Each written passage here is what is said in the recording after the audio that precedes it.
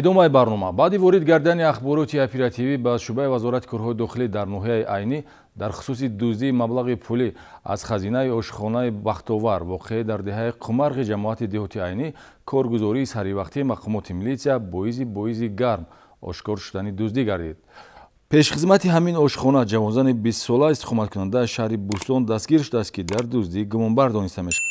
дар ҳудуди шаҳри Хуҷанд гумонбаршуда боздошт ва аз ӯ 24500 сомони пулҳои тасарруфшуда ҳамчун далели шайӣ гирифта шуда, аз рӯи ҳодиса бо моддаи 244 кодекси ҷиноятӣ парвандаи ҷиноятӣ оғоз гардид.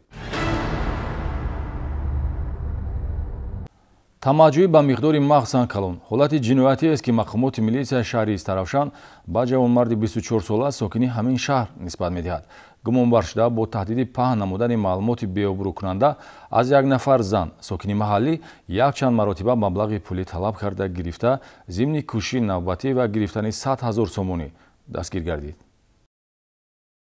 дар шӯъбаи вазорати корҳои дохилии шаҳри Истаравшан нисбати ҷавонмарди 24сола сокини ҳамин шаҳр барои тамаҷҷӯие, ки бо мақсади ба миқдори мағзан калон ба даст овардани молу мулк содир шудааст, бо моддаи 250 кодекси ҷиноятӣ парвандаи ҷиноятӣ оғоз гардид. асос барои оғоз намудани парвандаи ҷиноятӣ шикояти зани 44сола сокини маҳаллӣ аст, ки давоми 2 сол гумонбаршуда ӯро ҳамчун манбаи даромади пулӣ истифода бурда бо таҳдиди тавассути шабакаҳои интернетӣ паҳн намудани маълумоти беобрӯкунанда гӯё бадахлоқӣ ва ё ба дигар аъзои оила расондани чунин маълумот дар фосилаи солҳои 2018-2020 400 000 сомонӣ тасарруф карда гирифтааст. инчунин охирҳои моҳи январи соли ҷорӣ бо ҳамин шева, яъне барои ошкор накардани маълумоти бадномкунанда аз охирон 100 000 сомонӣ талаб кардааст, ки аз фишори тамаҷҷӯиҳои давомдору беохир косаи сабри зан лабрез ва ба мақомоти милитсия муроҷиат мекунад. дар доираи чорабиниҳои оперативӣ ҷустуҷӯӣ ба ҳаракатҳои ҷиноятии ҷавони муфтхуру тамаккор нуқта гузошта шуд. бо оғоз гардидани парвандаи ҷиноятӣ нисбати гумонбаршуда чораи пешгирӣ дар намуди ҳабс